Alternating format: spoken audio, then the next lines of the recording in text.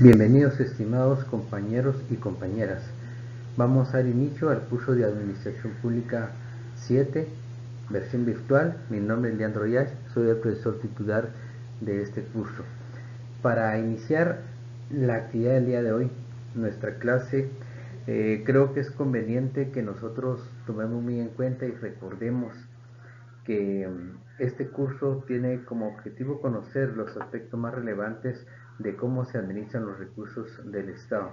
Y para eso yo creo que conviene recordar la afirmación de Peter Drucker que al menos en el caso mío yo lo proyecto mucho en Administración Pública 1 porque considero que los administradores públicos tenemos que recordar en todo momento de nuestra vida profesional, en nuestro ejercicio laboral en la administración pública, esta aseveración.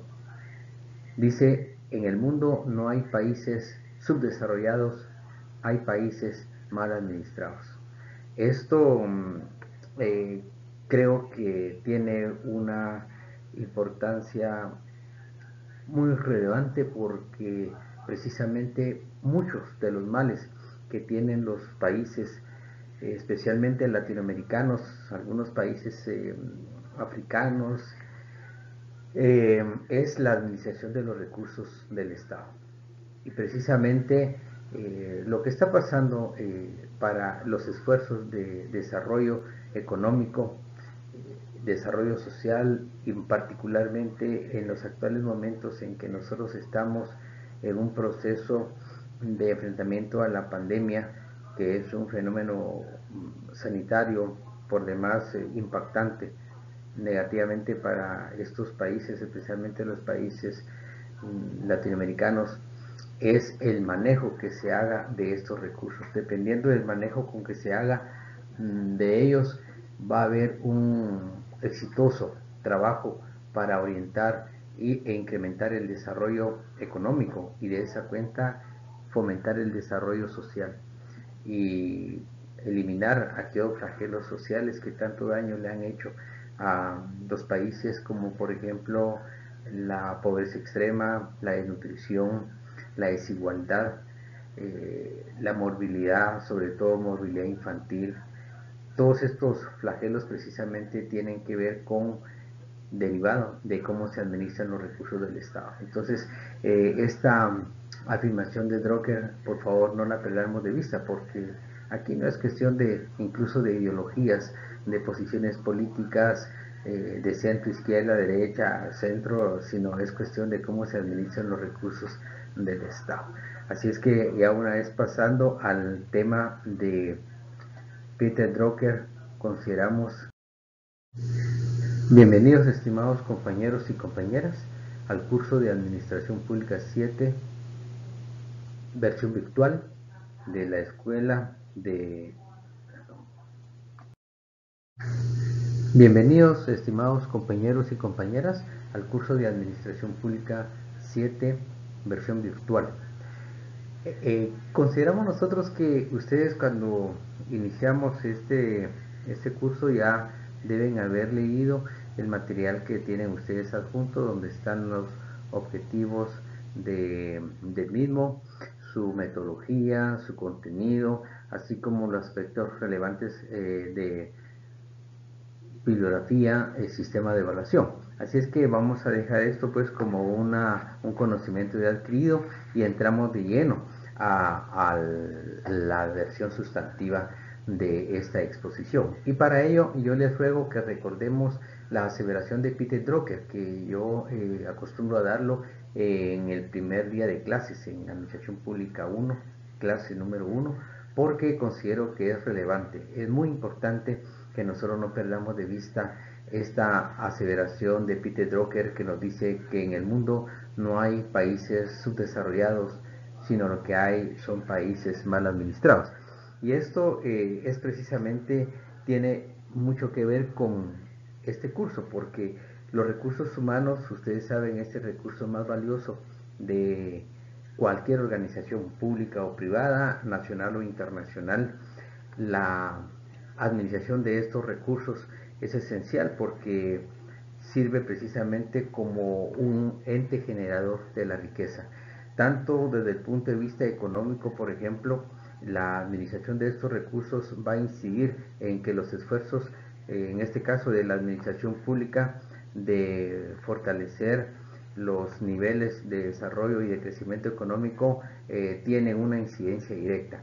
Si nosotros tenemos un buen recurso humano, un recurso humano valioso, bien preparado, bien formado, con unas regulaciones y con buenos incentivos y motivados, consideramos que va a ser mucho más fácil y de más impacto el esfuerzo gubernamental hacia el logro de metas y objetivos nacionales. Pero también esta afirmación de Drucker tiene mucho que ver con otro tipo de administración de recursos, por ejemplo, los recursos materiales, los recursos organizacionales, recursos económicos, recursos financieros, recursos ambientales.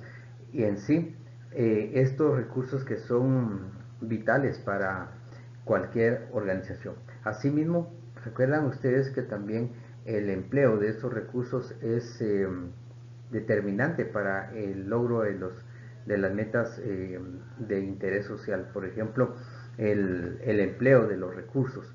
Si tenemos empleados, los recursos y los factores de la producción en un sistema, en una sociedad, también tiene una importancia relevante. Por ejemplo, en el caso de los factores de la producción, trabajo, tierra, capital y capacidad de organización, son factores que si nosotros tenemos un empleo racional, eficiente y eficaz de los mismos, pues vamos a tener éxito en las políticas de desarrollo económico, pero también desarrollo social.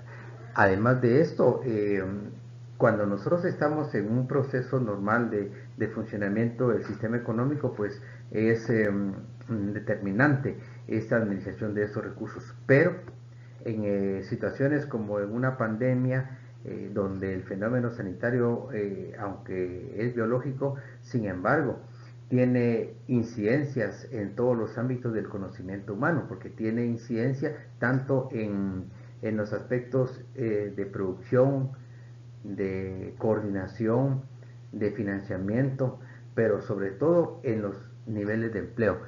Si se reducen los niveles de empleo de los factores de la producción, como les acabo de mencionar, esto repercute en que ya la economía tiene ya un comportamiento decreciente, hay procesos de recesión económica, incluso puede llegar al extremo de una depresión económica, cuando los factores de la producción no están empleados de una manera adecuada. Esto significa la caída de la demanda interna, del consumo interno, y si sumamos todas las demandas nacionales de los países, al final vamos a tener una depresión económica donde ya los signos de crecimiento del Producto Interno Bruto caen a niveles negativos, ya con un fenómeno depresivo. Esto significa que ya es una situación alarmante, porque esto ya pone en riesgo la vida de las personas y por ende esto es de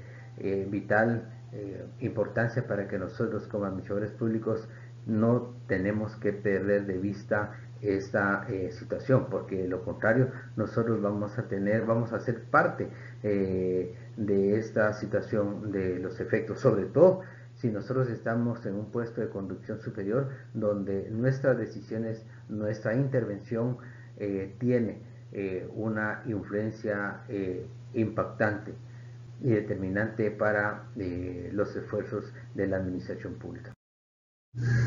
Bienvenidos, estimados compañeros y compañeras, al curso de Administración Pública 7, versión virtual.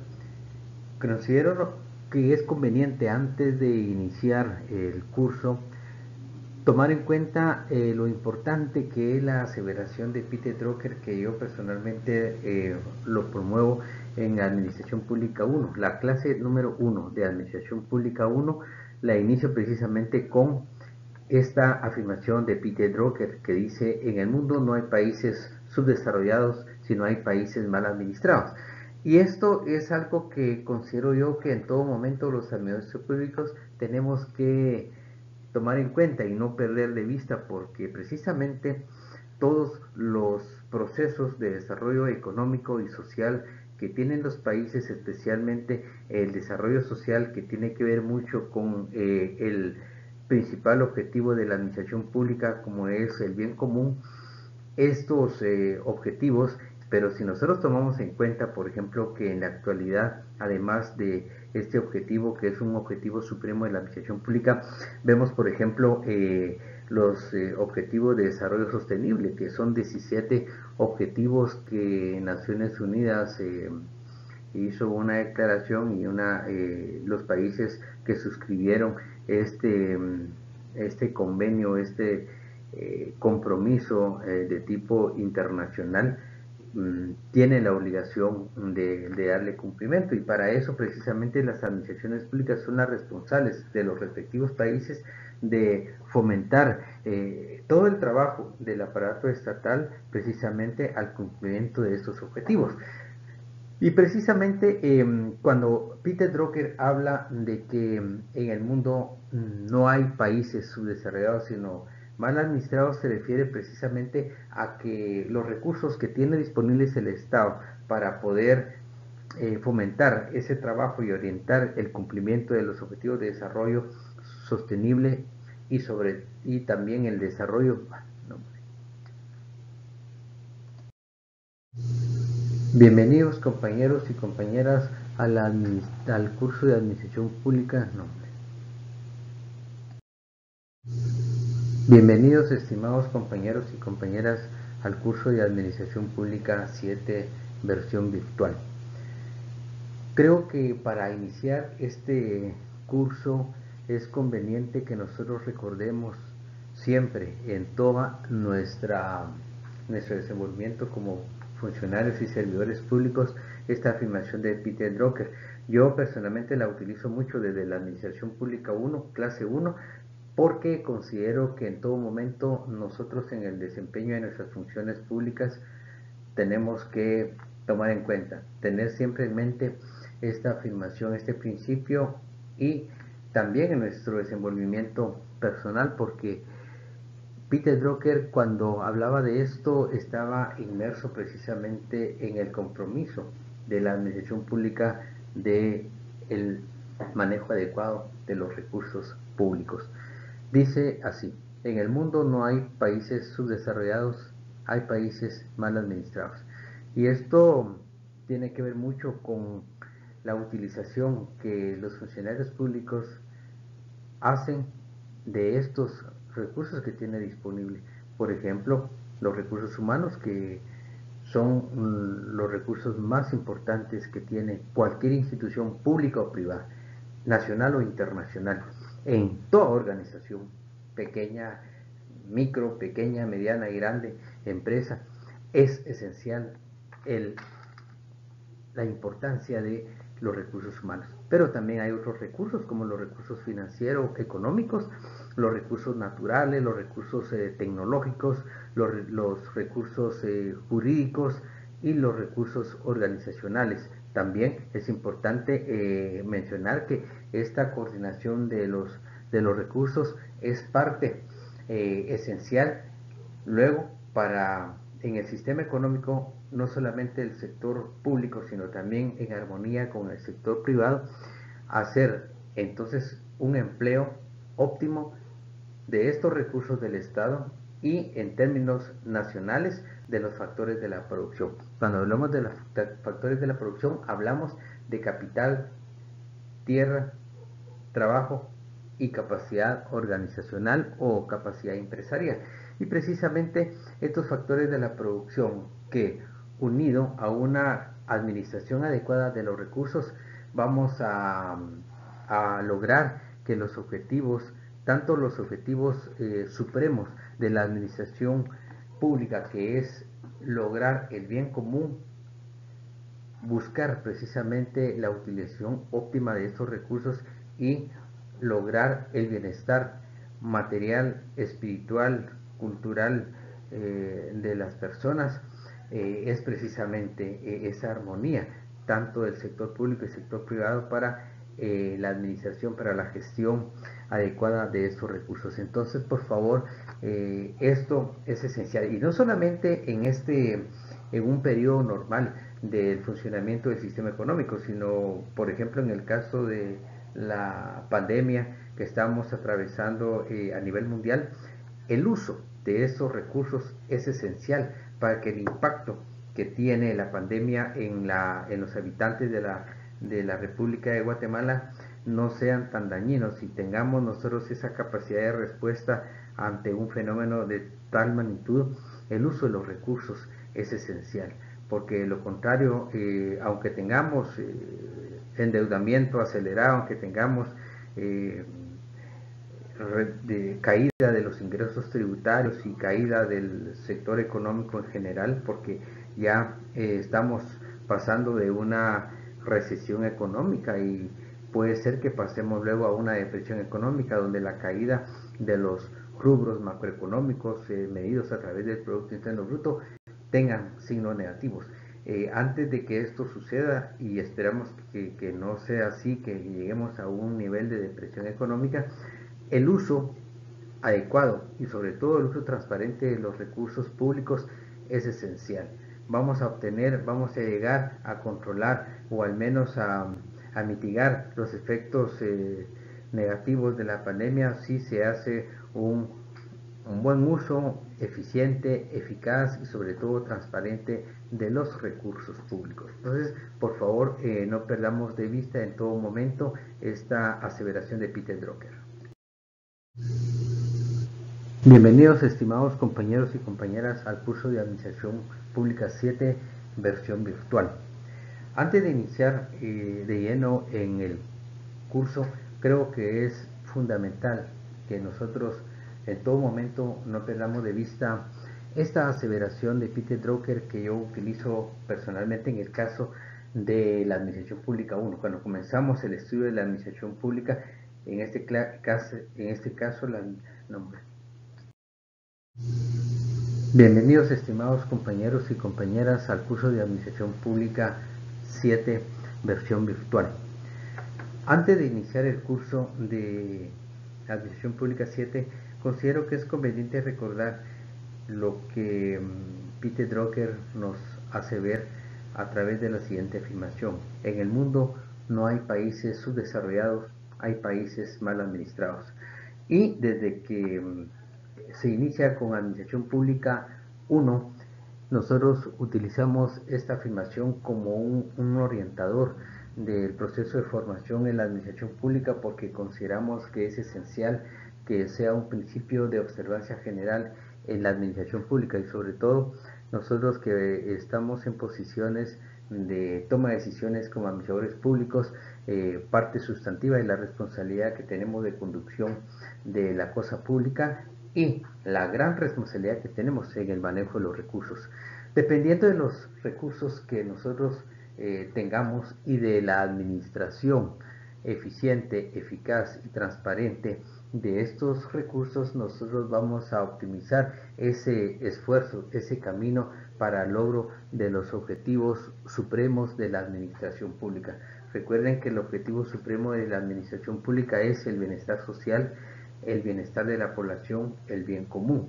Pero para ello nosotros tenemos que precisamente tomar en cuenta esa esencia del compromiso que nosotros tenemos para con la población guatemalteca, que a través del sufragio depositó la confianza en un equipo de trabajo que en el ejercicio vamos a hacer factibles esos niveles de desarrollo económico, de crecimiento económico, pero sobre todo con un óptimo desarrollo social. Dependiendo de esta aseveración, nosotros no tenemos que perder de vista precisamente que los recursos con que cuenta el Estado, los más importantes son los recursos humanos. Y esto es en cualquier instancia, ya sea una organización pública, una organización privada, una pequeña, mediana o gran empresa, o una empresa nacional o una empresa internacional. En todo momento los recursos humanos son lo más valioso, y sobre todo porque es el recurso que genera riqueza. Eso no tenemos que perderlo de vista. Nosotros conocemos de varios recursos con que cuenta la administración pública. Y también conocemos que todo sistema económico en cualquier país del mundo, independientemente de su ideología, de su sistema político, tiene 4 factores de la producción. Primero, trabajo, capital, tierra y capacidad empresarial, capacidad organizacional. Estos 4 factores de la producción son claves precisamente para que nosotros como administradores públicos tengamos esa capacidad de armonizar el uso de los recursos públicos, los recursos del Estado, y armonizarlos con los esfuerzos que hace el sector privado a través de la administración de estos factores de la producción, y en conjunto, sector público y sector privado, vamos a orientar la administración pública, el trabajo de la administración pública para generar el empleo de estos factores de la producción. Si nosotros tenemos la capacidad como administradores públicos de fomentar que el sistema económico se oriente a generar procesos de trabajo, políticas públicas, legislación y todo ese engranaje que necesita el sector productivo para funcionar y llegar a los niveles de pleno empleo.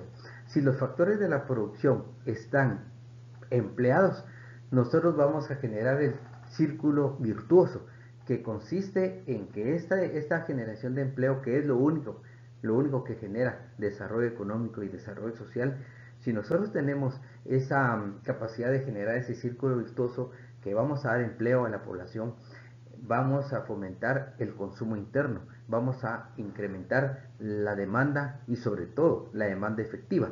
Al haber demanda efectiva, va a haber consumo, va a haber un aumento en los niveles de producción, y esta producción va necesariamente que demandar, que exigir también recursos y empleo. El factor humano es clave para esto. Entonces, al haber una demanda de empleo, esto va a generar precisamente que el sistema económico tenga una reactivación sostenida en el tiempo, y esto es clave precisamente para el logro de los objetivos tanto de desarrollo económico como sobre todo el desarrollo social. Así es que esto, por favor, no tenemos que perder de vista la afirmación de Peter Drucker. En la lámina anterior nosotros precisamente le damos mucha importancia a los recursos humanos porque es el recurso más valioso de cualquier organización.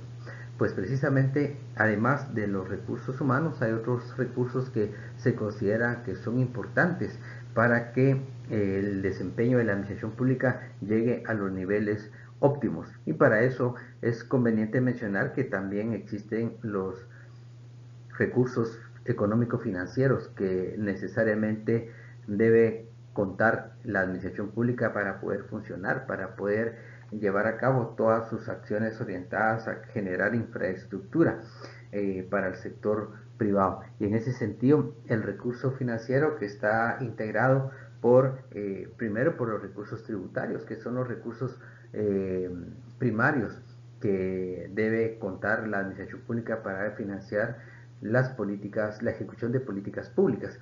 Estos recursos tributarios deben descansar precisamente en la tributación, especialmente de aquellos rubros que tienen esa capacidad económica. En Guatemala, por ejemplo, la Constitución Política de la República establece que el sistema económico y el sistema tributario debe descansar básicamente en el principio de capacidad de pago. Eso significa que las personas van a pagar sus impuestos de conformidad con su capacidad económica, y en ese sentido en Guatemala básicamente la fuente de ingresos tributarios está sostenida especialmente por los recursos provenientes del impuesto al valor agregado. También está el impuesto sobre la renta, el impuesto de bienes inmuebles, y en sí otra serie de impuestos que en conjunto son los recursos que cuenta la administración para poder impulsar sus proyectos públicos. Pero además de eso, la administración pública cuenta con otros recursos orientados a este objetivo, que es, por ejemplo, la deuda pública, la colocación de instrumentos de crédito que le sirven para diversificar sus ingresos a la administración pública, por ejemplo, los recursos provenientes del endeudamiento público interno y externo, así como donaciones, ingresos propios. Hay instituciones que tienen, por ejemplo, la capacidad, la autorización para generar fondos privativos. Eso es precisamente el monto importante de los ingresos, y eso está regulado en el sistema presupuestario, que a través del Presupuesto Nacional de Ingresos y Egresos se registran los ingresos tributarios y los otros ingresos que sirven para financiar los gastos públicos. El gasto público, que también ustedes saben que es esencial para el funcionamiento de la administración pública. Luego tenemos otros recursos como los recursos naturales, que los recursos naturales en Guatemala, ustedes saben, son valiosísimos porque esto constituye una reserva para la propia existencia de la población guatemalteca. Nosotros somos el segundo pulmón, segunda reserva de oxígeno más importante de América, únicamente superado por Brasil por el área de la Amazonía, y las reservas que tenemos de la biosfera maya, que son recursos naturales importantísimos que precisamente conjuntamente con los recursos patrimoniales que nosotros poseemos en Guatemala, especialmente el patrimonio cultural, que es inmenso. Recuerden ustedes que últimamente se acaba de aplicar una tecnología láser LIDAR, que a través de esta tecnología se logró identificar más de 60,000 estructuras arquitectónicas en la parte del Petén, y esto nos da a nosotros un indicador de lo valioso y diverso que tiene Guatemala en cuanto a recursos patrimoniales, especialmente recursos arqueológicos y recursos naturales. Luego, los otros recursos con que cuenta Guatemala son los recursos tecnológicos. Precisamente esto, además de contribuir al propio registro de la acción pública, contribuye mucho a la transparencia. Recuerden ustedes que en Guatemala ya hay un sistema de gobierno electrónico que ayuda mucho a transparentar el ejercicio de la administración pública.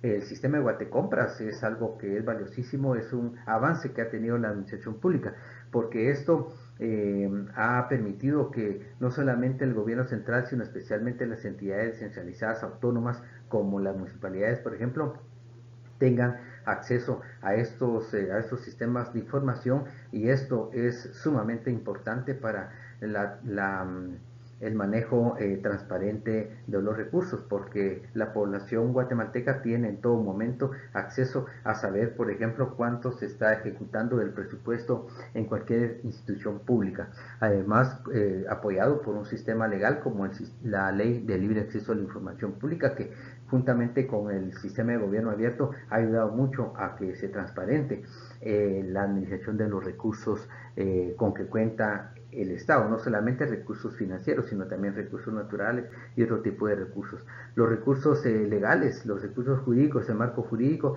que también es esencial para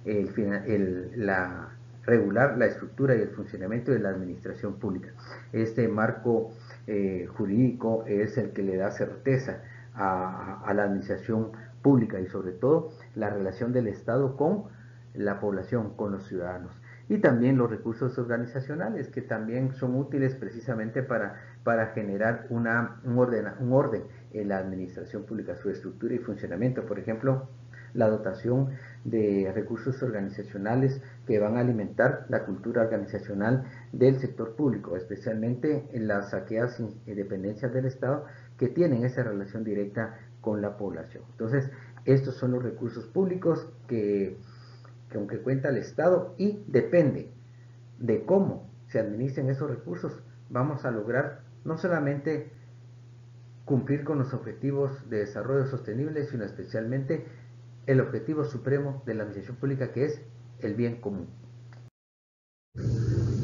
En esta parte del curso vamos a abordar un tema esencial que se refiere precisamente a la conceptualización de recursos humanos, de la administración de recursos humanos, pero esto lo vamos a dejar posteriormente. Pero lo que más quiero yo en estos momentos es precisamente resaltar lo indispensable que es el recurso humano para cualquier organización público, privada, nacional o internacional, y especialmente que el recurso humano está presente en todas las fases del proceso administrativo. Es decir, los recursos humanos en cualquier organismo va a tener su responsabilidad de ejecutar los procesos de trabajo que significa la administración, como es, por ejemplo, la planificación, la organización, la coordinación, la integración, la dirección y el control. Esas fases del proceso administrativo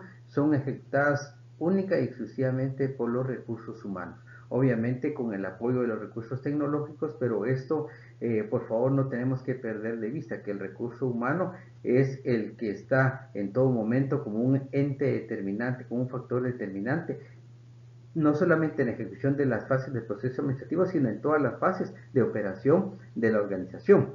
De igual manera, es el recurso que de manera objetiva genera riqueza con la utilización de una gestión eficiente, eficaz y sobre todo transparente.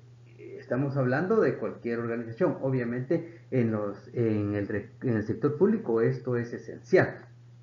Esto significa, cuando nosotros hablamos de que los recursos humanos están presentes no solamente en las fases del proceso administrativo, sino también en las distintas fases de operación de una organización, es precisamente lo importante que es la administración de recursos humanos en las etapas de vida de una organización, desde su nacimiento, su crecimiento y consolidación. El inicio, cuando hablamos del nacimiento de una organización, es precisamente la creación. En el caso de un organismo privado, es desde el momento que se inscribe y se le definen su giro normal de negocios. Aquí en Guatemala, por ejemplo, el registro mercantil, desde el momento que se le extiende la autorización para operar como una empresa, por parte del registro mercantil, por ejemplo, donde le establecen cuál es el giro normal del negocio, desde ese momento que están haciendo y lo que significa el nacimiento de una organización conjuntamente con la definición de su capital de trabajo y sus recursos, los recursos con que va a contar el organismo para poder funcionar y desarrollar el giro normal de su negocio. Esto significa en el sector privado. En el sector público es cuando, por ejemplo, se promulga el instrumento legal que le da vida. Si es un organismo que nosotros podemos hacerlo a través de un acuerdo gubernativo, pues desde el momento que se publica el acuerdo gubernativo en el diario oficial, generalmente se establece a partir de cuándo va a cobrar vida institucional una determinada dependencia, una determinada oficina pública. Ahora, cuando es a través de una ley de la nación, generalmente en el gobierno central es a través de una reforma a la ley del organismo ejecutivo, donde se crea ya sea un ministerio o una secretaría de Estado. Es en ese momento cuando se promulga la ley que le da vida a esa institución. En ese momento establece el organismo legislativo que el organismo ejecutivo tiene que dotar de recursos presupuestarios a este nuevo organismo, y sobre todo la dotación de los recursos, especialmente humanos, para que inicie el funcionamiento de esta organización. El crecimiento, que es en sí ya la operación de la organización, sus procesos de trabajo, la prestación de sus servicios y efectivamente el inicio de operaciones y la consolidación. La consolidación es cuando ya la institución está plenamente con su estructura y funcionamiento y dotado de toda cultura organizacional y la dotación de un clima organizacional adecuado a esta institución, y esto le permite precisamente desarrollar plenamente sus recursos y sobre todo cumplir con el principio de legalidad de la administración pública, así como sus otras funciones que el instrumento legal le define. Y esto es precisamente el recurso humano, es el que ejecuta esas tres fases de la operación de una organización: desde su nacimiento, su nacimiento, crecimiento y consolidación. También incluso los sistemas de retiro, que es la cuarta fase de la operación de una empresa, cuando ya se consolida la empresa, ya tiene la capacidad para generar instrumentos que van a orientar a que el recurso humano también esté plenamente protegido y esté motivado. También creo que para consolidar esta primera parte de esta lámina tienen ustedes a la vista la afirmación de esta expresión de Chavenato. En esta parte del curso vamos a abordar el tema conceptual de los recursos humanos, pero antes de iniciar esto yo quisiera que nosotros tengamos en cuenta que el recurso humano está presente en cualquier organización y ejecutando las distintas fases del proceso administrativo. Es decir, los recursos humanos están presentes tanto en las fases de inicio del proceso administrativo, como es la planificación, la programación, la organización, la coordinación, la dirección y el control. En esas fases del proceso administrativo está presente el recurso humano, y especialmente cuando un organismo público o privado genera su proceso de nacimiento. Si es en el caso del sector privado, es a través del registro y la autorización que emite el registro mercantil en el caso de Guatemala, donde le define su giro normal de negocio. Y en el caso del sector público, desde el momento que si se trata de un nuevo ministerio, de una nueva Secretaría de Estado, es a través de una ley del Congreso de la República, donde se modifica la ley orgánica del organismo ejecutivo, que es la única forma con que se puede crear un ministerio o una Secretaría de Estado. Ahí se define claramente su visión, su misión, sus objetivos, su alcance y también los recursos necesarios para que inicie el funcionamiento de este nuevo organismo. Incluso dentro de la misma ley que le da vida a esa institución, se establece que la organización deberá iniciar su funcionamiento a tantos días, el plazo que establece la ley, para que el organismo ejecutivo le dote de recursos presupuestarios a este nuevo ministerio, a esta nueva secretaría, y que se le dote de otros recursos organizacionales que son necesarios para iniciar su funcionamiento. Entonces, esto significa precisamente que el recurso humano está presente en cada una de esas fases del proceso administrativo, y obviamente ya sea en el inicio, en el nacimiento de la empresa, sino también en el propio crecimiento de la misma.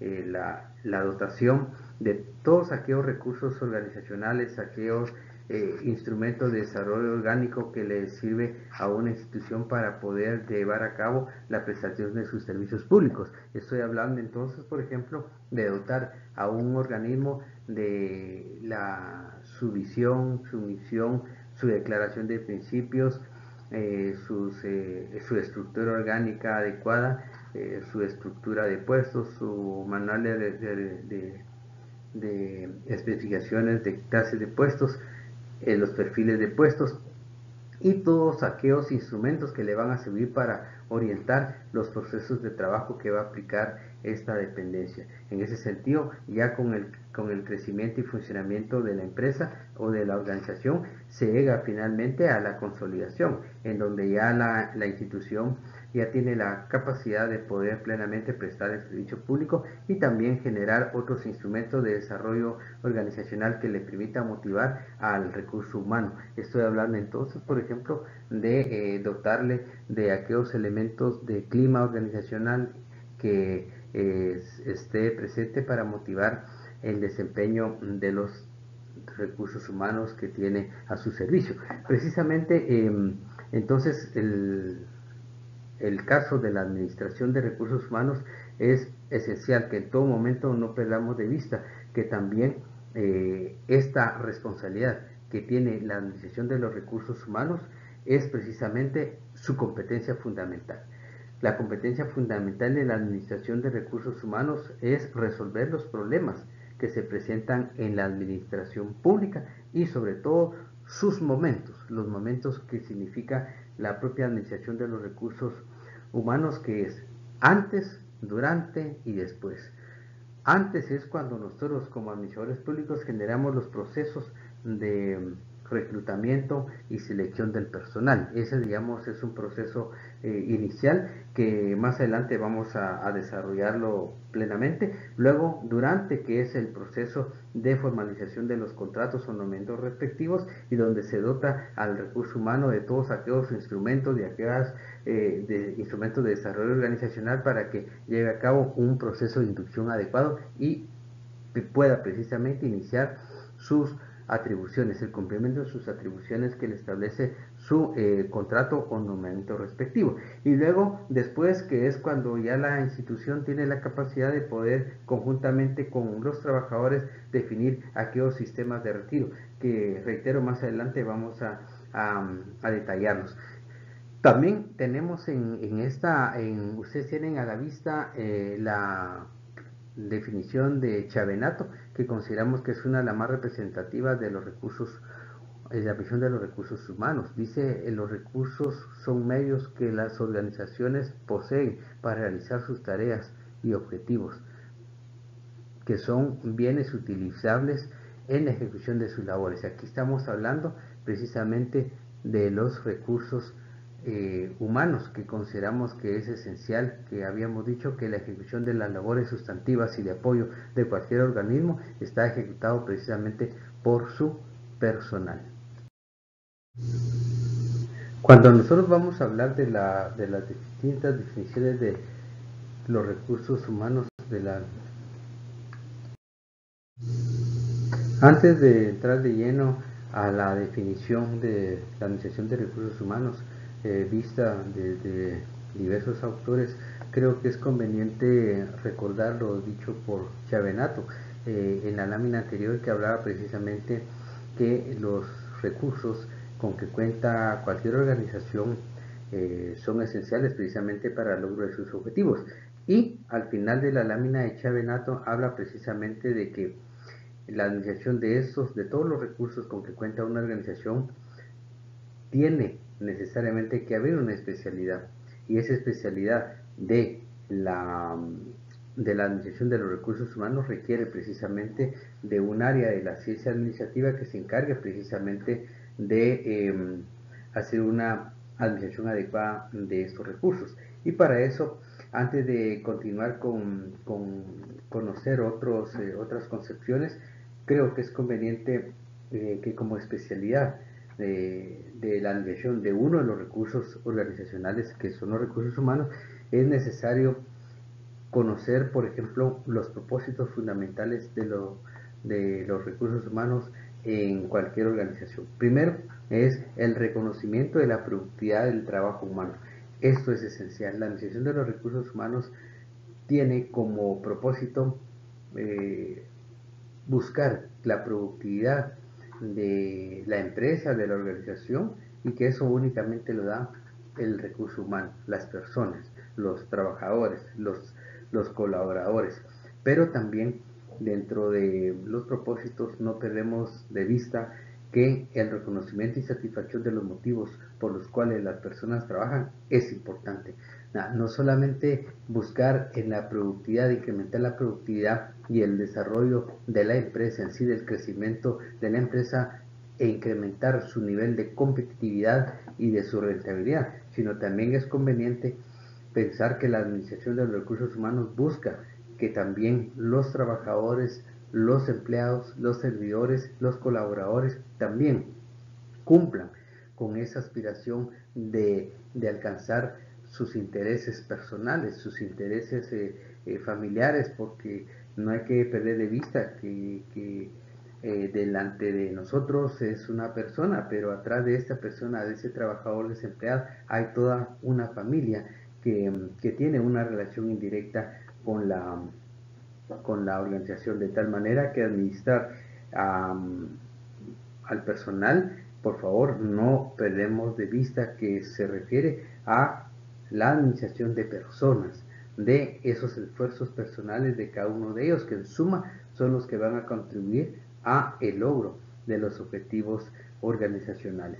Precisamente por eso es que la Administración de Recursos Humanos se considera que es un código sobre las formas de organización y tratar a los individuos en el trabajo, cómo nosotros vamos a tratar a las personas en el trabajo, y de esa manera nosotros vamos a conseguir un clima orgánico que contribuya precisamente a que se alcancen los objetivos de la empresa, que son la máxima eficiencia en la productividad. Pero ojo, no perdamos de vista que también ellos tienen sus propios intereses.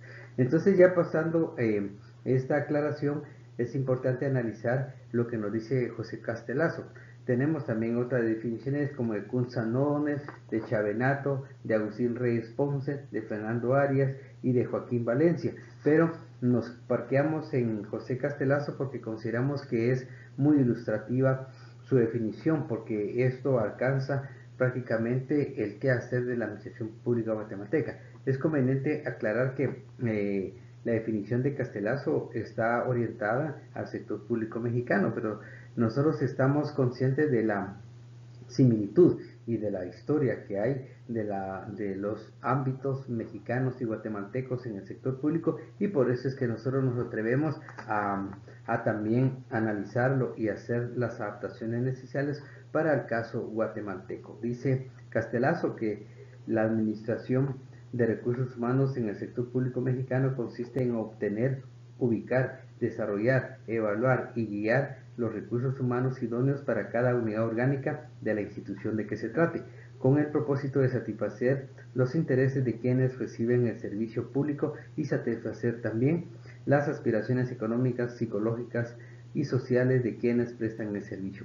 Aquí precisamente nosotros, si vemos la primera parte de la definición, dice que consiste en orientar y guiar a los recursos humanos de la institución con el propósito de obtener dos tipos de intereses. Primero, el interés de la institución, el interés de la administración pública, que nosotros ya lo conocemos, pero también conocer y respetar y contribuir también a la realización de las personas que prestan el servicio público, es decir, a los servidores públicos. Entonces, Castelazo precisamente cumple con esos dos propósitos de la administración de recursos humanos, y por eso consideramos que es muy importante que nosotros no perdamos de vista, porque otros autores también abordan la definición. Por ejemplo, una de Kuhn Sanones, que es bastante corta, dice: la dirección es un organismo social y su efectividad en alcanzar sus objetivos fundada en la habilidad de conducir a sus integrantes. Esa es una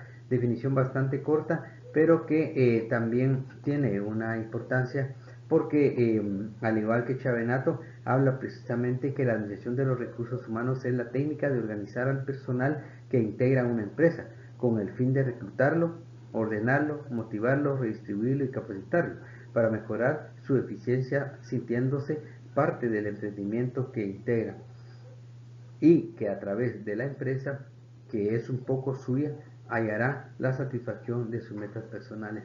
Aquí Chavenato precisamente busca que esa integración de las personas a los objetivos y propósitos organizacionales. Entonces, con esta definición de Castelazo, creo yo que estamos cubriendo lo que nosotros consideramos que es lo más importante para que nosotros conozcamos estos tópicos relacionados con la administración pública de recursos humanos, especialmente esa integralidad de que si nosotros vamos a administrar los recursos humanos en la administración pública, per se estamos contribuyendo a la administración pública que alcance sus objetivos de beneficio social. Esta lámina nos ayuda a comprender cuál es la competencia de la administración de recursos humanos, qué le corresponde hacer a la administración de los recursos humanos en cualquier organismo público o privado. Precisamente le corresponde atender los tres momentos de la organización, es decir, desde el momento en que se inicia el planteamiento de la necesidad de recursos humanos por parte de una dependencia, de una unidad administrativa, de una institución o de una empresa que se requiere cubrir una demanda de servicio muy específica, entonces se inicia esa expresión de necesidad por parte de alguna dependencia, de alguna unidad administrativa de la institución. Se inicia el proceso de la identificación, la definición también de la factibilidad de hacerlo, la posibilidad de financiamiento de ese puesto de trabajo, y se inicia el proceso de reclutamiento.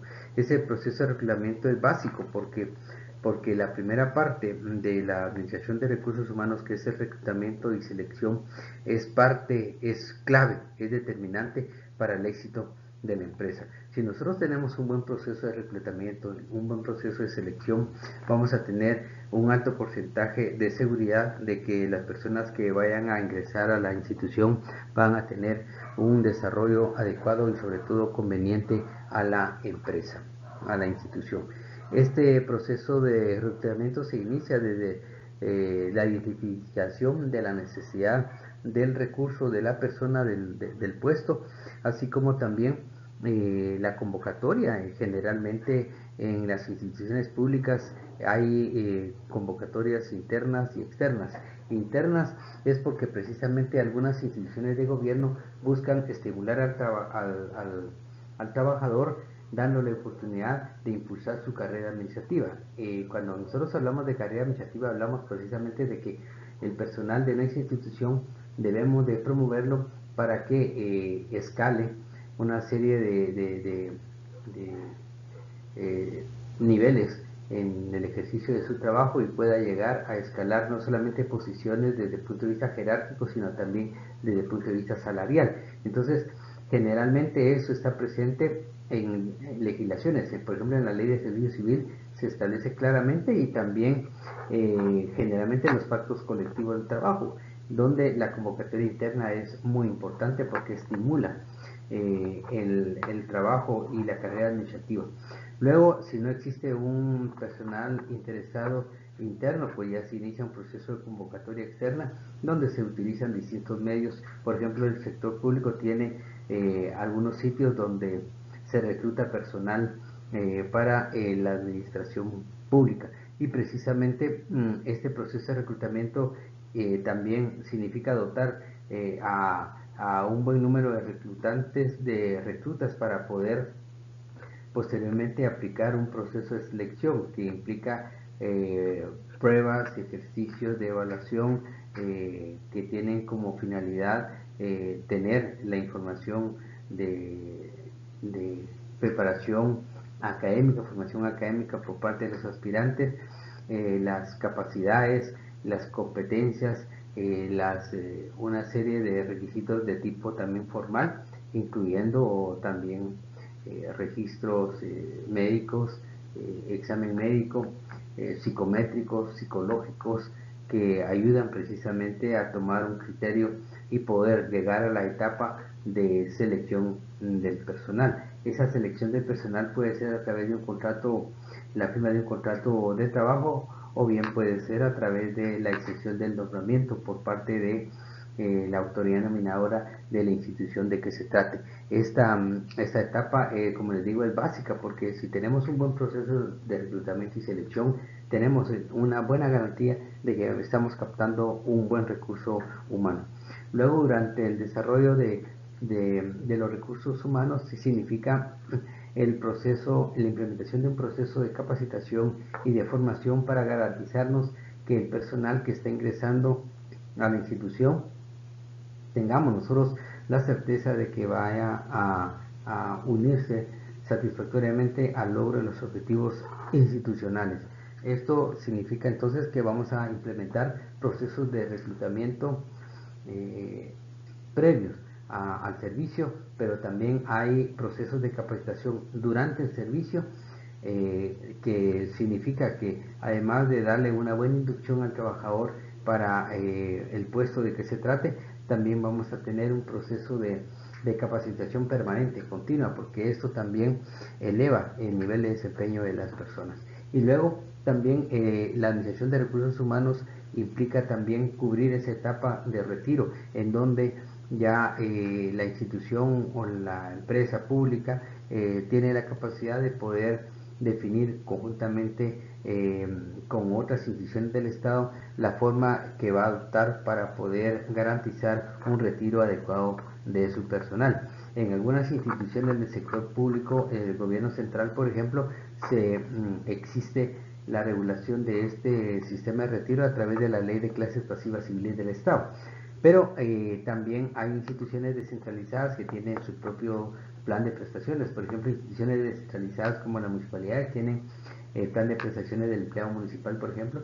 La Universidad de San Carlos tiene su propio plan de prestaciones de los trabajadores de la Universidad de San Carlos, y así varias instituciones públicas descentralizadas, autónomas y semiautónomas también tienen sus propios procesos de retiro, que reitero es importante también porque así con eso se concluye el ciclo del desarrollo de la administración de los recursos humanos. Un tema por demás importante en el ámbito de la administración de los recursos humanos es precisamente esa etapa de desarrollo del personal, y en ese sentido esta lámina nos da a conocer lo importante que es un proceso de capacitación del personal a nuestro cargo, y eso es precisamente, nos dice la lámina que el desarrollo del personal es distinto al concepto de capacitación. Por favor, tenemos que tener muy en cuenta que no es lo mismo desarrollo de personal que capacitación y formación, y por eso es que es importante aclarar esto. Y la lámina nos dice, por ejemplo, en el caso de el desarrollo del personal, que es algo muy general, es el conjunto de procesos y programas y actividades a través de los cuales cada organización desarrolla, aumenta y mejora las habilidades, competencias y rendimiento general de los trabajadores. Este es un concepto muy amplio de desarrollo, que no es lo mismo que capacitación y formación. Entonces, ahora ya teniendo aclarado lo que es el desarrollo de personal, ya vamos a ver específicamente el concepto de capacitación, que eso es algo que a nosotros nos interesa mucho porque constantemente ha estado en un proceso de cambio en la administración pública. Por ejemplo, el Ministerio de Educación en los actuales momentos tiene una alta demanda de un proceso de capacitación de aquel personal docente que tenía años de experiencia en el desarrollo de la capacitación presencial, de la educación presencial. Sin embargo, con esta pandemia que estamos atravesando, ya este proceso de formación se queda corto, por ejemplo, sino que es necesario capacitar al personal en algún ámbito muy específico de la educación, especialmente moderna. Y en ese sentido, para la educación virtual, por ejemplo, o no presencial, que se está aplicando en los actuales momentos, no solamente en el Ministerio de Educación, también en la Universidad de San Carlos de Guatemala, que es una institución pública de educación superior, acá es esencial un proceso de capacitación. Si no tenemos un proceso de capacitación para dotar a los recursos humanos de conocimientos actualizados que nos pide la coyuntura, tendríamos problemas serios de alcanzar los objetivos de, en este caso, educacionales del sector público. En este caso, entonces, capacitación, nos dice la lámina, es el proceso educativo de corto plazo que utiliza un procedimiento planeado, sistemático y organizado, a través del cual el personal de la organización adquiere capacidades y competencias que le permitirán cumplir con el ejercicio de su puesto de trabajo. Y precisamente acá, si nosotros vemos detenidamente esta definición, nos dice que es un procedimiento planeado, sistemático y organizado. Esto significa que nosotros tenemos que preparar toda un contenido tal que le permita al personal docente tener conocimientos de herramientas web que le sirvan para poder entregar esos contenidos que anteriormente los hacía de manera presencial a una manera virtual, que en todo momento sirva para que los educandos y el proceso de enseñanza-aprendizaje se lleve a cabo de la mejor manera.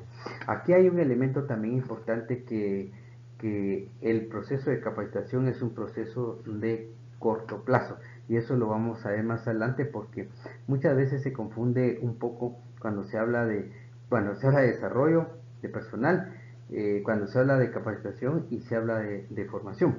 En este caso, el proceso de capacitación es un proceso generalmente de corto plazo, que está orientado precisamente a incrementar las capacidades y el desenvolvimiento adecuado de sus atribuciones. Pero en este caso, un ejemplo típico es lo que estamos pasando ahorita en Guatemala, que todo el personal docente tiene que capacitarse para poder llevar a cabo el proceso de enseñanza-aprendizaje de una manera virtual, no presencial. También es importante mencionar que en un proceso de capacitación hay un sinnúmero de modalidades de procesos de capacitación.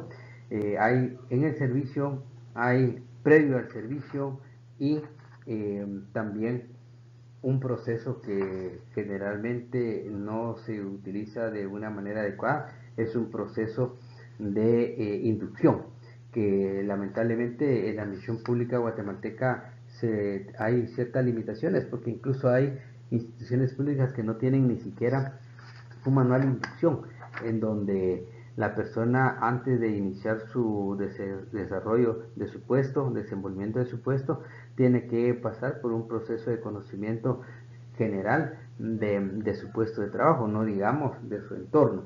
Tiene que conocer en un proceso de previo al servicio de capacitación, tiene que dotársele al recurso humano, al personal, de primero qué es la institución, a qué se dedica, cuál es su visión, cuál es su misión, cuál es su declaración de principios, en qué consiste, cuáles son los propósitos esenciales de la organización y sobre todo cuáles van a ser sus relacionamientos internos y externos en el puesto de trabajo.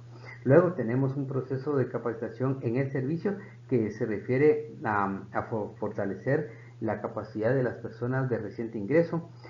También hay capacitaciones por ascenso, por reubicación, también por promoción y de mejora de actitud de las personas, especialmente son de tipo motivacionales. Esto consideramos nosotros que es esencial porque un proceso de capacitación promocional es el que le sirve al trabajador para poder aspirar a un cargo de mayor jerarquía y de mayor salario, y precisamente muchas instituciones antes le ponen a disposición del trabajador de un programa de capacitación promocional, porque precisamente le va a permitir obtener una promoción y de esa manera tener mejores ingresos para su familia. Ahora bien, antes de continuar con el desarrollo del tema de capacitación, formación y desarrollo de recursos humanos, creo que es conveniente indicar lo importante que es, previo a llevar a cabo un proceso de capacitación y de formación, es conveniente que nosotros hagamos un inventario de necesidades de capacitación, precisamente porque esto nos ayuda a que la empresa no corra riesgos en cuanto a equivocarse al ofrecer una capacitación inadecuada, lo cual redundaría en gastos innecesarios, y esto obviamente limitaría el cumplimiento de la visión y la misión de la institución o de la empresa. Para la realización de este inventario es conveniente realizar los siguientes 3 tipos de análisis. O sea, ese diagnóstico implica llevar a cabo los siguientes tipos de análisis. El primero es un análisis organizacional, en donde se evalúa a toda la organización para determinar en qué dirección, departamento, sección o unidad administrativa se puede llevar a cabo ese proceso de capacitación. Para ello se debe evaluar la planeación estratégica integral, partiendo de lo general hasta lo operativo. ¿Qué significa esto? Significa precisamente desde llevar a cabo un análisis del plan estratégico institucional, luego el plan operativo, el plan multianual, y llegar finalmente a los planes muy puntuales, por ejemplo el plan anual de compras. En el caso de las municipalidades, por ejemplo, se parte del plan de desarrollo municipal, que este es, digamos, el marco de referencia más macro, y posteriormente el plan estratégico. Luego, el análisis de tareas, que se estudia la importancia y rendimiento de las tareas del personal que van a incorporarse en las capacitaciones. Esto también es fundamental, porque nosotros tenemos que ver qué tareas son las que necesitan o demandan un proceso de capacitación. Y luego el análisis de las personas que van a participar en el proceso. Este está orientado a las personas de carácter individual. En el análisis de la persona debemos hacernos dos preguntas básicas. ¿A quién se necesita capacitar? ¿Qué tipo de capacitación nosotros necesitamos precisamente implementar? En el análisis se debe comparar el desempeño del empleado con las normas establecidas en la empresa. Es importante aclarar que en la información la obtenemos a través de una encuesta.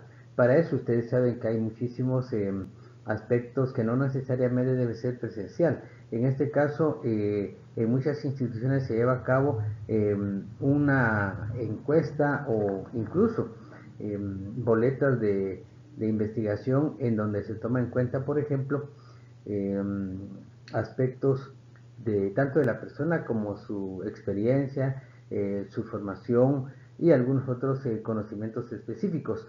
Esto se hace a través de, por ejemplo, Google Class. Google tiene una aplicación que es Google Form, que es una especie de boleta ya prediseñada que se utiliza mucho para acciones que no necesariamente son presenciales, sino son a distancia, que sea, incluso puede ser sincrónico y asincrónico. Aquí también es importante en este proceso de capacitación ver los aspectos como el tiempo, por ejemplo, que se va a llevar a cabo en la capacitación, ¿verdad? Generalmente los procesos de capacitación son de corto plazo, o sea, son menos de un año.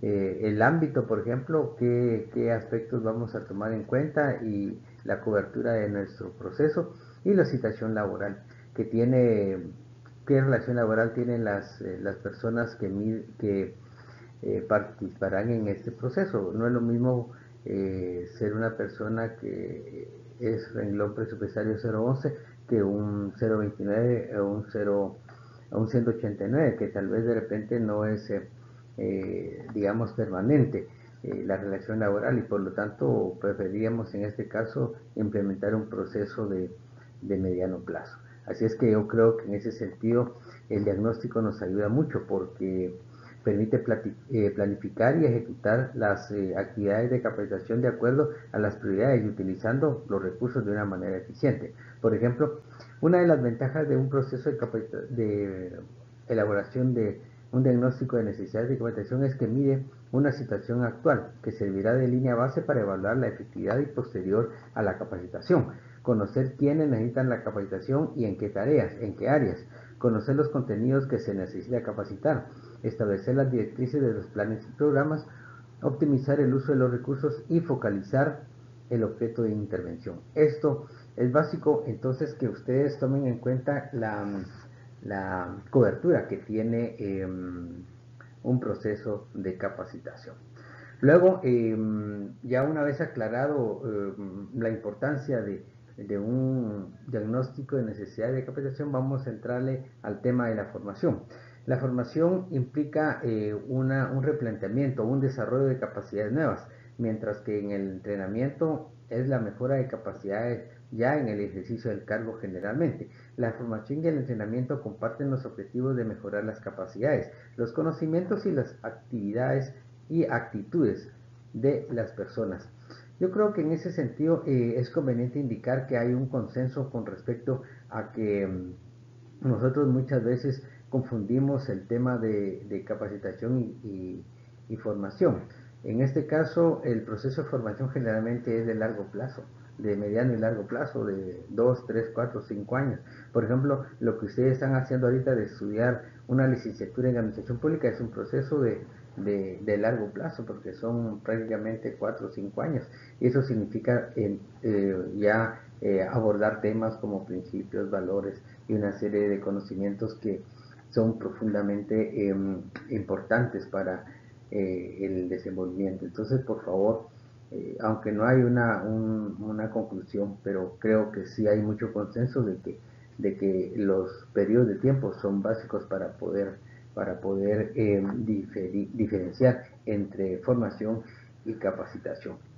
Entonces, creo que lo que sí es importante es de que los procesos de formación y capacitación se orientan a aumentar la eficacia y eficiencia de los trabajadores, De esa forma yo creo que es conveniente que los dos procesos tienen como un objetivo fundamental incrementar la competencia de los trabajadores de la organización. Así que creo que esto quedó claro, ¿verdad? Proceso de formación y capacitación, mientras que el tema de desarrollo de recursos humanos es más amplio porque incorpora tanto formación, capacitación, sino otros elementos que contribuyen al bienestar de los trabajadores de manera integral. Antes de analizar detenidamente el tema de la formación, creo que es conveniente tomar en cuenta que previo a llevar a cabo un proceso de capacitación y de formación, es conveniente que la organización lleve a cabo el denominado inventario de necesidades de capacitación, que esto es la columna vertebral precisamente de ambos procesos, porque su realización contribuye a que la empresa no corra riesgos de equivocarse al ofrecer una capacitación inadecuada o que no sea apropiada a la organización. Eso significaría no solamente la pérdida de recursos, gastos innecesarios, sino también la pérdida de tiempo. Para la realización de este inventario es conveniente realizar los siguientes 3 tipos de análisis. Por favor, tomemos en cuenta que para que tengamos éxito en nuestros procesos de formación y capacitación, que sean pertinentes y que sean congruentes con la visión y la misión de la institución, es importante tomar en cuenta estos 3 tipos de análisis que considero que son esenciales para el éxito de nuestros procesos. Primero, el análisis organizacional, que se refiere a evaluar a toda la organización para determinar en qué dirección, en qué departamento, en qué división, en qué sección, en qué unidad técnica o administrativa se pueden llevar a cabo los procesos de capacitación. Para ello se debe evaluar la planeación estratégica integral partiendo de lo general hasta lo operativo. Esto significa que, por ejemplo, si nosotros vamos a llevar a cabo un proceso de un diagnóstico de necesidad de capacitación en la Oficina Nacional de Servicio Civil, por ejemplo, tenemos que partir del plan estratégico de la institución, luego el plan multianual y posteriormente el plan operativo anual, incluso viendo aspectos relacionados, por ejemplo, con el plan anual de compras, por ejemplo, que esto es la provisión de los recursos para la organización. Entonces, primero tenemos que alinear nuestro proceso de formación y capacitación a el planeamiento estratégico institucional, el famoso PI que ustedes lo conocen, que están en todas las organizaciones. Luego, el análisis de tareas, que se analiza la importancia y rendimiento de las tareas del personal que van a incorporarse en las capacitaciones. Esto significa entonces que es conveniente identificar todas aquellas tareas que nosotros necesitamos estudiar para que redunde en un beneficio y simplificación de las tareas que van a llevar a cabo los colaboradores. Luego, el análisis de las personas, esto es hacer un análisis individual de los trabajadores para ver y responder especialmente a las siguientes preguntas. Primero, ¿a quién se debe capacitar? ¿Qué personas? ¿Qué tipo de capacitación nosotros tenemos que implementar? En ese análisis se debe comparar el desempeño del empleado con las normas establecidas en la empresa. Es importante aclarar que esta información la obtenemos a través de una encuesta. Creo que en los actuales momentos, por ejemplo, esto es esencial porque estamos cambiando totalmente de la metodología de trabajo. Ahora no hay tanto el trabajo presencial, sino el teletrabajo, y esto significa un proceso de capacitación. De igual manera, también nos dice la recomendación que debemos llevar a cabo una encuesta. En una situación que no necesariamente debe ser presencial dadas las condiciones, se pueden hacer también encuestas de tipo virtual, utilizando algunas herramientas que son muy útiles. En la web, por ejemplo, existe Google Forms, que es una aplicación, es una herramienta muy bonita y muy fácil, donde podemos perfectamente llevar a cabo todo un proceso de encuesta a través de formularios prediseñados que tiene Google, y de esa manera podemos nosotros resolver los siguientes, las preguntas anteriores, y sobre todo también conocer a cabalidad estos planteamientos que vienen a continuación. Primero, el tiempo que va a durar nuestro proceso, ya sea que podemos implementar un proceso de capacitación o un proceso de formación. Eso significa que vamos a tener claramente definidos nuestros parámetros. Luego, los ámbitos de en qué áreas, en qué procesos específicos vamos a implementar, vamos a orientar nuestro proceso de capacitación, y la situación laboral, o sea, las formas en que las relaciones que tiene la organización con las personas que van a cabo el proceso de capacitación. Por ejemplo, no es lo mismo llevar a cabo un proceso de capacitación para un personal 011, 022 que un 029 o un 189, 184, 185, porque aquí se tiene que tomar en cuenta mucho la relación contractual. Si son personas que son por contrato, por ejemplo, es conveniente que se lleven a cabo procesos de capacitación de corto plazo, porque de lo contrario vamos a tener problemas, porque precisamente muchas veces el personal por contrato, especialmente por medio de honorarios, son necesidades coyunturales las que se satisfacen a través de estos rubros, y también eso nos ayuda a ahorrar precisamente recursos a la institución. Entonces, luego de aclarar esa importancia del diagnóstico de necesidades de capacitación, vamos a ver en qué consiste ahora un proceso de formación, que esta es una contribución de Chavenato, que nos dice que un proceso de formación es el desarrollo de capacidades nuevas, mientras que en el entrenamiento es la mejora de capacidades ya en el ejercicio del cargo. La formación y entrenamiento comparten los objetivos de mejorar las capacidades, los conocimientos y las actitudes y aptitudes de las personas. Creo que eso es conveniente porque también hay algún tipo de coincidencias, en el sentido de que tanto la formación como la capacitación se está orientado a mejorar la eficiencia y eficacia de los trabajadores. Ahora también abordamos un tema que nos ayuda mucho a esclarecer esa diferencia entre formación y capacitación, porque por favor eso lo tenemos que tomar muy en cuenta, porque a raíz de nuestro inventario de necesidades de capacitación ya nos va a indicar si tenemos necesidad de un proceso de formación o de capacitación para el personal. Por eso es conveniente indicar que hay un consenso que en la primera etapa del desarrollo de un individuo o grupo de individuos que se caracteriza por una programación curricular en alguna disciplina y que permite a quien la obtiene alcanzar niveles educativos cada vez más elevados. Esto generalmente se refiere a programas a mediano y largo plazo. Esto estamos hablando entonces de un proceso de formación. Por ejemplo, lo que ustedes están haciendo en los actuales momentos de estudiar una licenciatura en admisión pública en la Universidad Galileo es un proceso de formación profesional. ¿Por qué? Porque es un proceso de largo plazo, porque puede ser 4 o 5 años los que ustedes inviertan de su tiempo para poder perfeccionarse y luego incrementar su competencia en el desarrollo de su cargo en la administración pública. Recibir un curso de capacitación es, por ejemplo, recibir un curso de actualización del manejo de una hoja electrónica.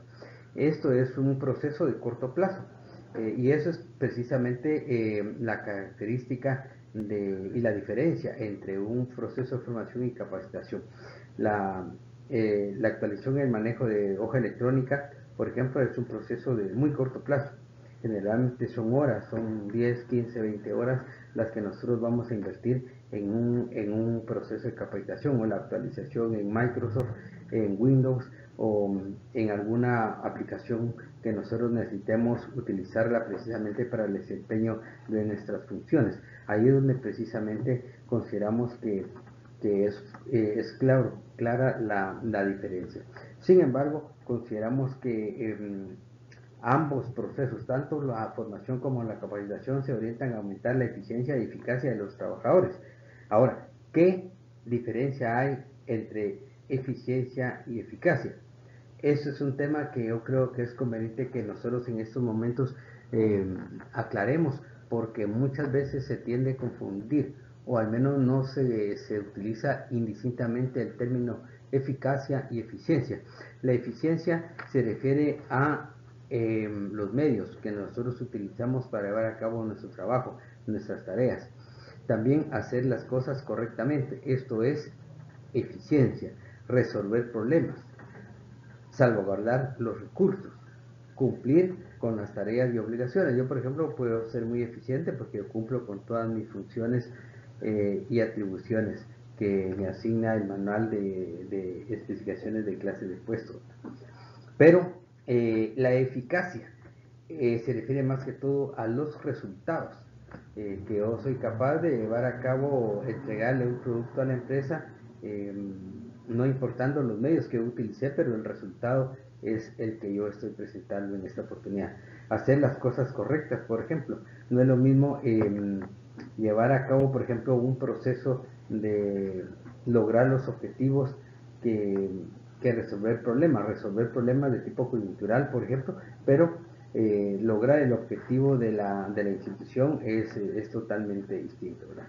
Luego, por ejemplo, la diferencia en cuanto a la utilización de los recursos. Yo puedo cuidar los recursos de la empresa. Yo soy eficiente porque resguardo los recursos de la empresa, pero la eficacia se refiere a utilizar los recursos de manera óptima, de manera adecuada y que no tenga ningún problema de deterioro o de mal uso de nuestros recursos, la utilización óptima. Por ejemplo, en el caso de la eficiencia, se refiere más que todo al cumplimiento de tareas. Esto que yo acabo de mencionar, que yo como trabajador cumplo con mis tareas que me asignan y mis obligaciones. Pero la eficacia se refiere a obtener resultados. Yo puede ser que cumpla con mis tareas y mis obligaciones y llego a las 8 de la mañana, salgo a las 4:30, no hay ningún problema, todos los días lo hago. Sin embargo, lo que más interesa de la eficacia es la obtención de resultados. Entonces, precisamente este elemento creo que es conveniente que ustedes tomen en cuenta, porque generalmente uno ha visto que se tiende mucho a confundir esos dos términos que son bastante importantes, y sobre todo en un proceso de formación y capacitación.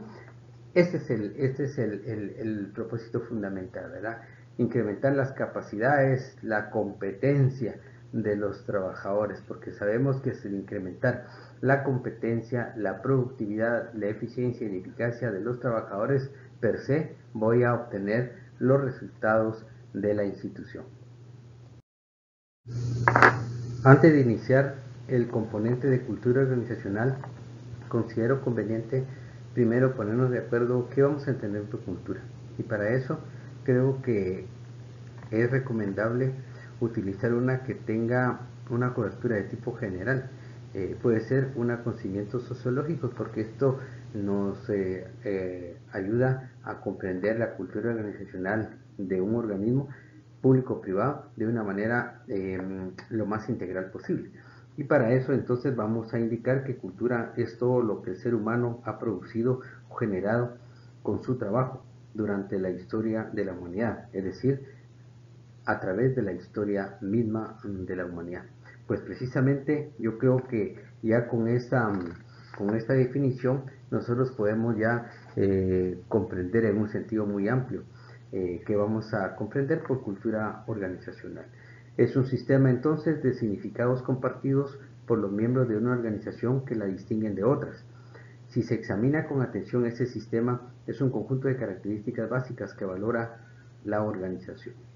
O sea, los elementos distintivos de cómo podemos nosotros comparar y ver las diferencias entre una organización y otra, podemos tomar como parámetros los que nos está indicando la gráfica, que considero que es muy oportuna porque nos ayuda a comprender, a medir la cultura organizacional de cada institución, pero también nos ayuda a diferenciarla con respecto a otra. Primero, comunicación asertiva.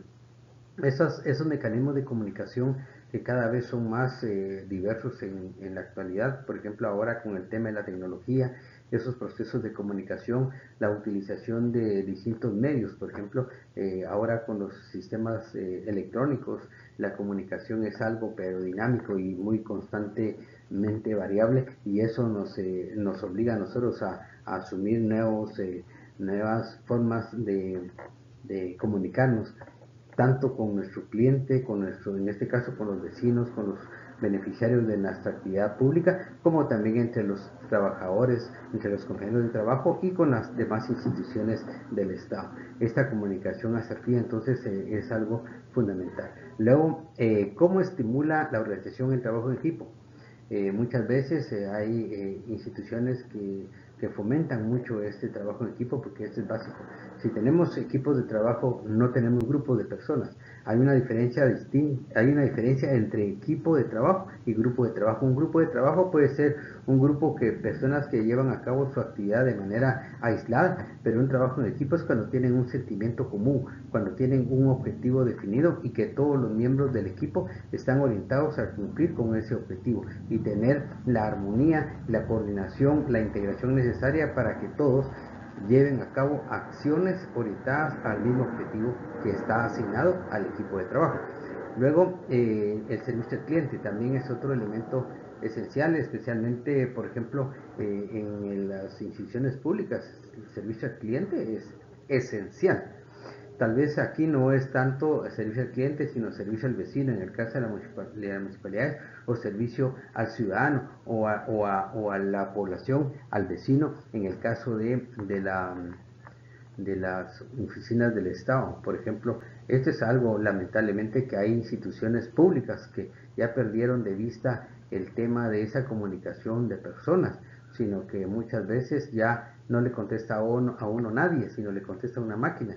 Y a veces hay personas que se molestan porque no se resuelve su problema, porque primero lo hacen esperar más de 5 minutos y posteriormente le dan idea de cómo resolver su problema, pero no se lo resuelven.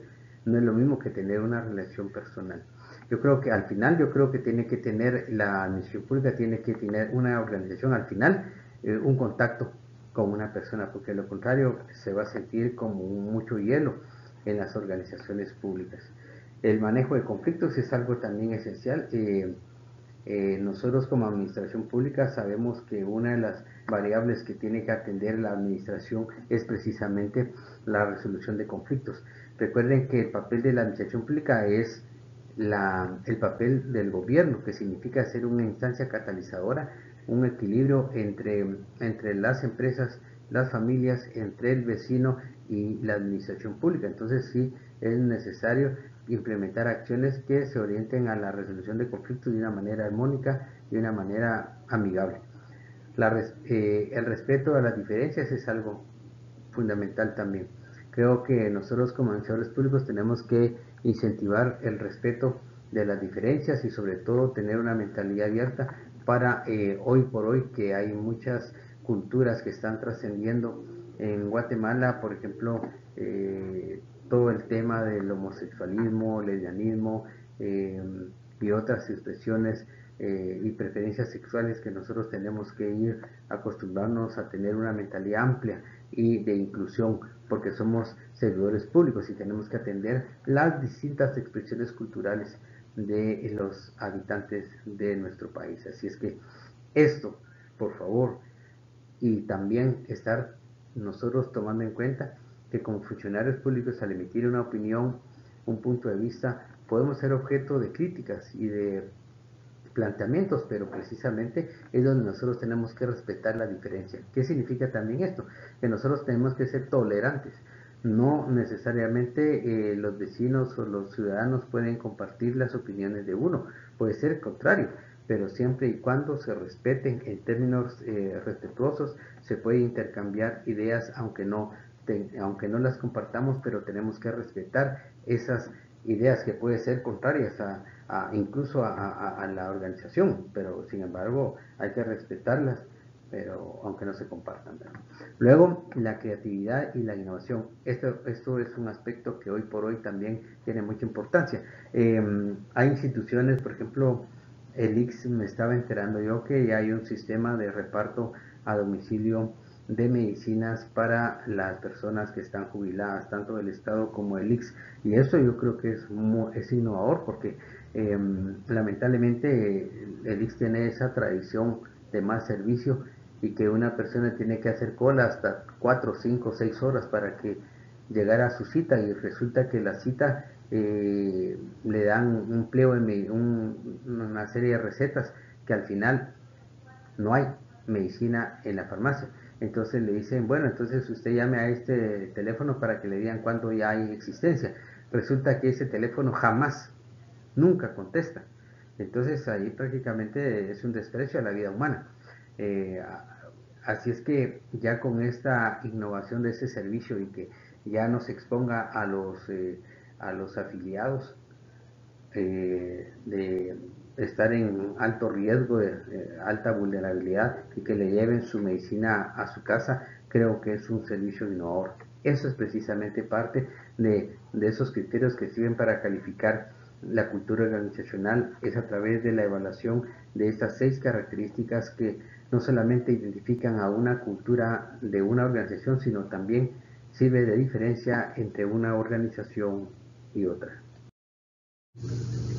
Un concepto que tiene mucha relación con cultura organizacional es clima organizacional. Consideramos que es esencial entonces que nosotros hayamos comprendido primero qué es cultura organizacional para comprender también clima organizacional.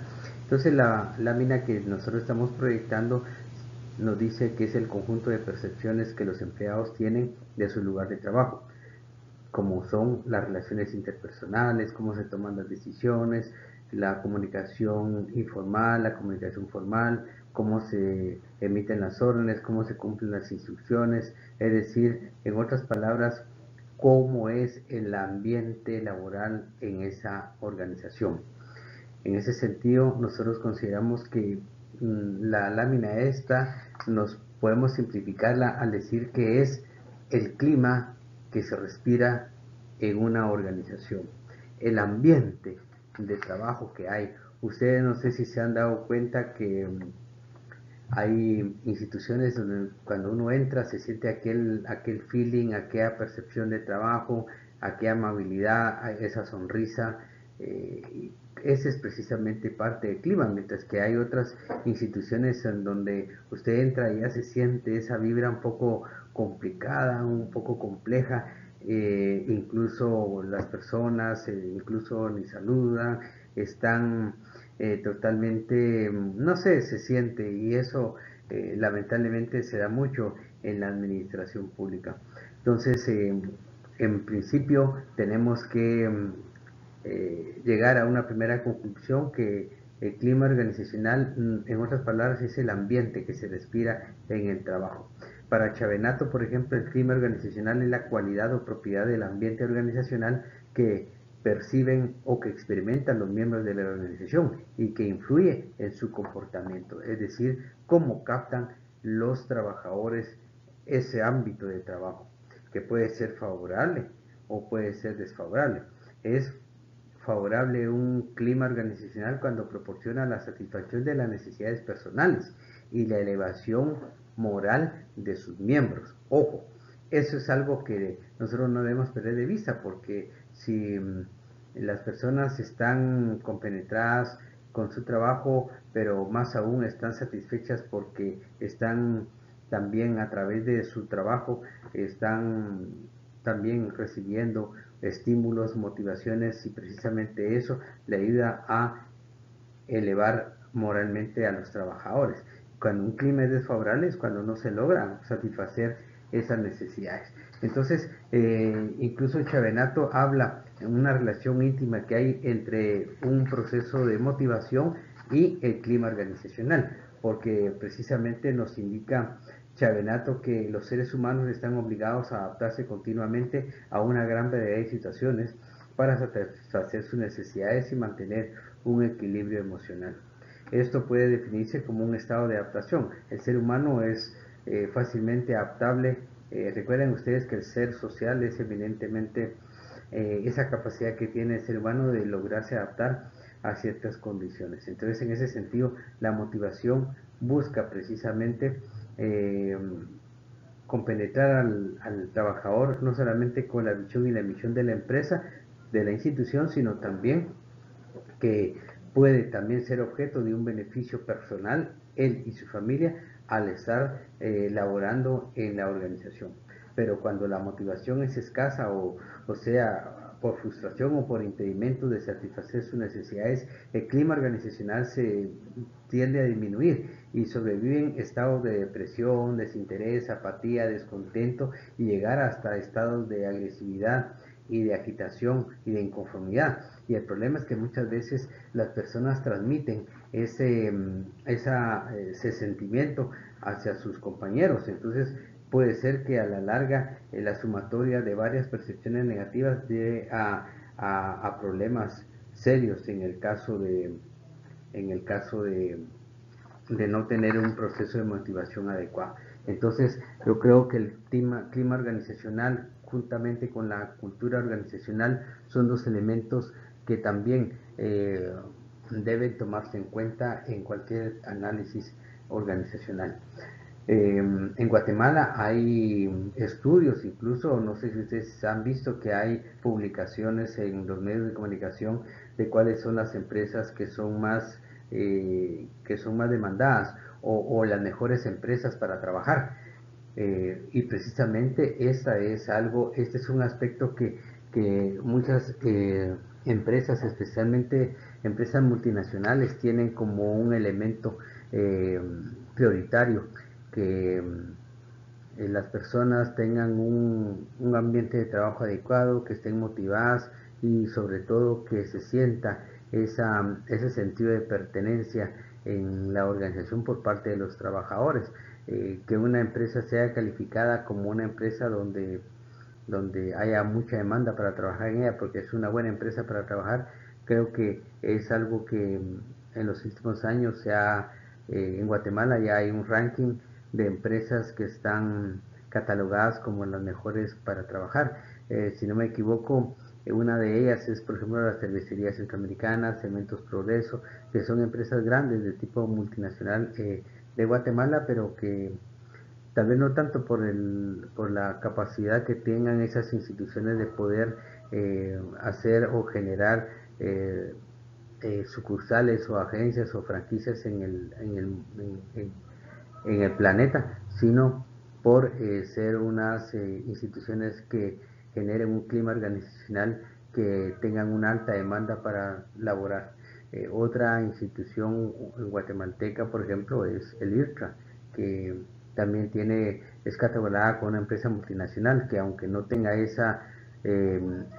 muchas IRTAs obviamente en el mundo, pero el criterio que se utiliza para ubicarla a la lista como una empresa multinacional guatemalteca es precisamente el nivel de facturación y el servicio que presta a los usuarios y sobre todo el clima organizacional que se respira en esa empresa. Entonces, precisamente estos son los aspectos que nosotros queríamos abordar en esta primera clase, porque consideramos que son la columna vertebral para posteriormente comprender el tema del servicio público, que esto ya va a ser un poco más específico, y posteriormente el tema de salud y seguridad ocupacional. Así que muchísimas gracias y esperamos pues reacciones para que con mucho gusto nosotros vamos a responder a alguna duda, alguna inquietud, alguna ampliación que nosotros tengamos que hacer en función de que el contenido que se expuso en esta oportunidad sea digerible y sea aprendida